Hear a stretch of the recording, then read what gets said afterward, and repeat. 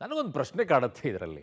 ಏನು ಅಂದರೆ, ಸಾಮಾನ್ಯ ಜನ ಕೊಲೆ ಮಾಡಿದರೆ ಅವನನ್ನು ಹೈಕೋರ್ಟು, ಸುಪ್ರೀಂ ಕೋರ್ಟ್, ಇಂಟರ್ನ್ಯಾಷನಲ್ ಲೆವೆಲಲ್ಲೂ ಕೂಡ ಬೇರೆ ದೇಶದಲ್ಲಿರುವಂಥ ಪ್ರಜೆಯನ್ನು ಕೊಲೆ ಮಾಡಿದಾಗ ಅವನನ್ನು ಕೊಲೆಗಾರನನ್ನಾಗಿ ನೋಡುತ್ತೆ.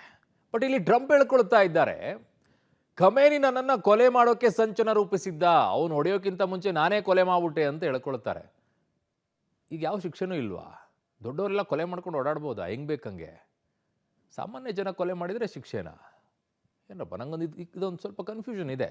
ಒಂದು ರಿಪೋರ್ಟ್ ಇದೆ, ನೋಡ್ಕೊಂಡು ಬನ್ನಿ. ಇರಾನ್ ವಿರುದ್ಧ ಯುದ್ಧ ತೀವ್ರಗೊಳಿಸಿದ ಅಮೆರಿಕ. ಇರಾನ್ ವಿರುದ್ಧ ಮತ್ತೆ ಟ್ರಂಪ್ ಗುಡುಗು. ಖಮೇನಿ ಸಂಚು ರಹಸ್ಯ ಬಿಚ್ಚಿಟ್ಟ ಟ್ರಂಪ್. ಇರಾನ್ ದೇಶದ ವಿರುದ್ಧ ಇಸ್ರೇಲ್ ಮತ್ತು ಅಮೆರಿಕ ಜಂಟಿ ದಾಳಿ ನಡೆಸಿ ಇಂದಿಗೆ 3ನೇ ದಿನ. ಆದರೆ ಕ್ಷಣಕ್ಕೂ ಇರಾನ್ ಮೇಲೆ ಅಮೆರಿಕ ತೀವ್ರ ದಾಳಿ ನಡೆಸ್ತಾ ಇದೆ. ಇಸ್ರೇಲ್ ಅಮೆರಿಕ ಜಂಟಿ ದಾಳಿಗೆ ಇರಾನ್ನ ಸರ್ವಾಧಿಕಾರಿ ಖಮೇನಿಯನ್ನ ಹತ್ಯೆಗೈಲಾಗಿದೆ. ಖಮೇನಿ ನಿವಾಸದ ಮೇಲೆನೆ 30 ಬಾಂಬ್ಗಳ ಸುರಿಮಳೆಗೈದು ಹತ್ಯೆ ಮಾಡಲಾಗಿದೆ. ಖಮೇನಿ ಹತ್ಯೆ ಬಗ್ಗೆ ಮೊದಲು ಘೋಷಿಸಿದ ಅಮೆರಿಕದ ಅಧ್ಯಕ್ಷ ಟ್ರಂಪ್ ಇದೀಗ ಖಮೇನಿಯ ಹತ್ಯೆಯ ಸಂಚು ಬಿಚ್ಚಿಟ್ಟಿದ್ದಾರೆ. 2 ಬಾರಿ ಟ್ರಂಪ್ ಹತ್ಯೆಗೆ ಇರಾನ್ ಸುಪ್ರೀಂ ಲೀಡರ್ ಖಮೇನಿ ಸಂಚು ರೂಪಿಸಿದ್ದು ಅದು ವಿಫಲವಾಗಿದೆ. ಆದ್ರೆ ನನ್ನ ಹತ್ಯೆಗೂ ಮುನ್ನ ನಾನೇ ಕೊಂದಿದ್ದೀನಿ ಅಂತ ಟ್ರಂಪ್ ಖಮೇನಿಯ ಹತ್ಯೆ ಸಂಚನ್ನ ವಿವರಿಸಿದ್ದಾರೆ. ಇರಾನ್ ವಿರುದ್ಧ ದಾಳಿ ಮುಂದುವರಿಕೆ. ಇನ್ನು 4 ವಾರ ದಾಳಿ ಬಗ್ಗೆ ಟ್ರಂಪ್ ಸುಳಿವು. ಇನ್ನು ಇರಾನ್ ವಿರುದ್ಧ ಅಮೆರಿಕ ಸೇನೆ ಕಾರ್ಯಾಚರಣೆ ಮುಂದುವರಿಸುವ ಬಗ್ಗೆ ಅಧ್ಯಕ್ಷ ಟ್ರಂಪ್ ಸುಳಿವು ಕೊಟ್ಟಿದ್ದಾರೆ. 4 ವಾರಗಳ ಕಾಲ ದಾಳಿ ನಡೆಸುವ ಬಗ್ಗೆ ತಿಳಿಸಿದ್ದಾರೆ. ಇರಾನ್ ವಿರುದ್ಧ ತಿಂಗಳುಗಳ ಕಾಲ ಮಿಲಿಟರಿ ಕಾರ್ಯಾಚರಣೆ ಮುಂದುವರಿಯಬಹುದು ಅಂತ ಖಾಸಗಿ ಸಂದರ್ಶನವೊಂದರಲ್ಲಿ ಟ್ರಂಪ್ ಹೇಳಿದ್ದಾರೆ. ಇರಾನ್ ದೊಡ್ಡ ದೇಶ ಆಗಿರೋದ್ರಿಂದ ಕಾರ್ಯಾಚರಣೆಗೆ 4 ವಾರಗಳು ಅಥವಾ ಅದಕ್ಕಿಂತ ಕಡಿಮೆ ಅವಧಿ ತೆಗೆದುಕೊಳ್ಳಬಹುದು. ನಮ್ಮ ಉದ್ದೇಶಗಳು ಸಂಪೂರ್ಣವಾಗಿ ಸಾಧಿಸೋ ತನಕ ಯುದ್ಧ ಕಾರ್ಯಾಚರಣೆಗಳನ್ನ ಪೂರ್ಣ ಬಲದಿಂದ ಮುಂದುವರಿಸುತ್ತೇವೆ ಅಂತ ಎಚ್ಚರಿಕೆ ಕೊಟ್ಟಿದ್ದಾರೆ. ಇರಾನಿಯರ ಜೊತೆ ಮುಂದಿನ ಮಾತುಕತೆಗಳಿಗೆ ನಾವು ಸಿದ್ಧ ಅಂತಾನೂ ತಿಳಿಸಿದ್ದಾರೆ. ಅಲ್ಲದೆ ನಮ್ಮ ಗುರಿಗಳು ಸ್ಪಷ್ಟವಾಗಿದೆ ಮತ್ತು ದೃಢವಾಗಿದೆ. ಇರಾನಿನ ಜೊತೆಗೆ ಮುಂದಿನ ಹಂತದ ಮಾತುಕತೆಗಳಿಗೆ ನಾವು ಮುಕ್ತರಾಗಿದ್ದೀವಿ.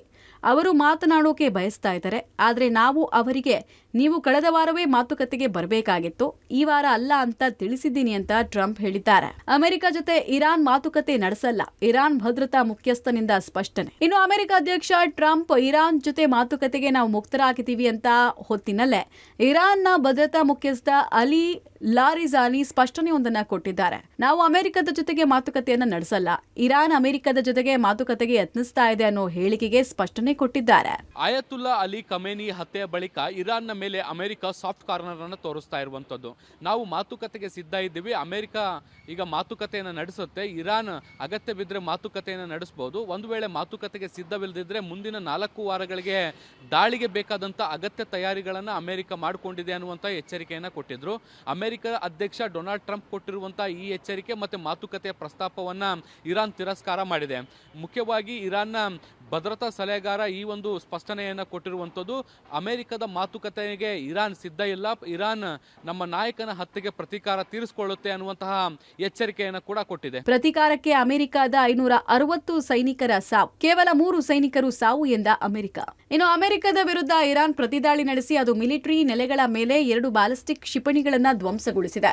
ದಾಳಿಗೆ ಅಮೆರಿಕದ 560 ಸೈನಿಕರು ಹತ್ಯೆ ಆಗಿದ್ದಾರೆ ಅಂತ ಇರಾನ್ ತಿಳಿಸಿದೆ.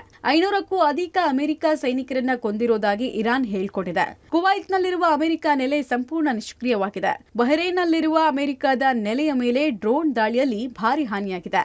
ಅಮೆರಿಕದ ಯುದ್ಧ ನೌಕೆ ಅಬ್ರಾಹಂ ಲಿಂಕನ್ ಮೇಲೆ 4 ಕ್ಷಿಪಣಿಗಳ ದಾಳಿಯನ್ನ ನಡೆಸಲಾಯಿತು. ಎಲ್ಲಾ ದಾಳಿಗಳಲ್ಲಿ ಅಮೆರಿಕದ 560 ಮಂದಿ ಸೈನಿಕರು ಸಾವಿಗೀಡಾಗಿದ್ದಾರೆ ಅಂತ ಇರಾನ್ ಹೇಳಿದೆ. ಆದ್ರೆ ಅಮೆರಿಕ ಮಾತ್ರ ಇಲ್ಲಿವರೆಗೂ ಕೇವಲ 3 ಅಮೆರಿಕದ ಸೈನಿಕರು ಸಾವನ್ನಪ್ಪಿದ್ದಾರೆ ಅಂತ ಹೇಳ್ತಿದೆ. 5 ಮಂದಿ ಗಂಭೀರವಾಗಿ ಗಾಯಗೊಂಡಿದ್ದಾರೆ ಅಂತ ಕೂಡ ತಿಳಿಸಿದೆ. ಇರಾನ್ 4 ಬ್ಯಾಲಿಸ್ಟಿಕ್ ಕ್ಷಿಪಣಿಗಳಿಂದ ಲಿಂಕನ್ ಅನ್ನ ಹೊಡೆದಿದೆ ಅಂತ ಹೇಳ್ಕೊಂಡ್ರು. ಯುಎಸ್ ಸೇನೆಯು ಇರಾನ್ನ ಕ್ಷಿಪಣಿಗಳು ಹತ್ರ ಕೂಡ ಬರಲಿಲ್ಲ ಅಂತ ಪ್ರತಿಪಾದಿಸಿದೆ. ಈ ಮಧ್ಯೆ ಮಾಹಿತಿ ಕೊಟ್ಟಿರುವ ಅಧ್ಯಕ್ಷ ಟ್ರಂಪ್, 3 ಸೇನಾ ಸದಸ್ಯರು ನಮ್ಮ ರಾಷ್ಟ್ರಕ್ಕಾಗಿ ಅಂತಿಮ ತ್ಯಾಗ ಮಾಡಿದ ನಿಜವಾದ ಅಮೆರಿಕನ್ ದೇಶಭಕ್ತರು. ನಾವು ತಮ್ಮ ಪ್ರಾಣವನ್ನ ನೀಡಿದ ನೀತಿವಂತ ಧ್ಯೇಯವನ್ನ ಮುಂದುವರಿಸುತ್ತೇವೆ. ಅಮೆರಿಕವು ಸೈನಿಕರ ಸಾವಿಗೆ ಸೇಡು ತೀರಿಸಿಕೊಳ್ಳುತ್ತೆ. ಸಂಘರ್ಷ ಕೊನೆಗೊಳ್ಳುವ ಮೊದಲು ಇನ್ನಷ್ಟು ಸಾವು ನೋವುಗಳು ಸಂಭವಿಸುವ ಸಾಧ್ಯತೆ ಇದೆ ಅಂತ ಸಂತಾಪದ ಜೊತೆಗೆ ಪ್ರತೀಕಾರದ ಸುಳಿವನ್ನ ಕೊಟ್ಟಿದ್ದಾರೆ. ಒಟ್ಟಾರೆ ಮಧ್ಯಪ್ರಾಚ್ಯದಲ್ಲಿ ಯುದ್ಧೋನ್ಮಾದ ಸ್ಥಿತಿ ಮುಂದುವರೆದಿದೆ. ಇಸ್ರೇಲ್ ಅಮೆರಿಕ ನಡೆಸಿದ ಜಂಟಿ ದಾಳಿಗೆ ಇರಾನ್ ಏಕಾಂಗಿಯಾಗಿ ಪ್ರತಿ ದಾಳಿಯ ಮೂಲಕ ಪ್ರತ್ಯುತ್ತರ ಕೊಡ್ತಾ ಇದೆ. ಕತಾರ್, ದುಬೈ, ಅಬುಧಾಬಿ, ಬಹ್ರೇನ್ ಸೇರಿದಂತೆ 14 ದೇಶಗಳ ಮೇಲೆ ಇರಾನ್ ಪ್ರತ್ಯಕ್ಷ ಪರೋಕ್ಷ ದಾಳಿಯನ್ನ ನಡೆಸ್ತಾ ಇದೆ. News desk, public TV.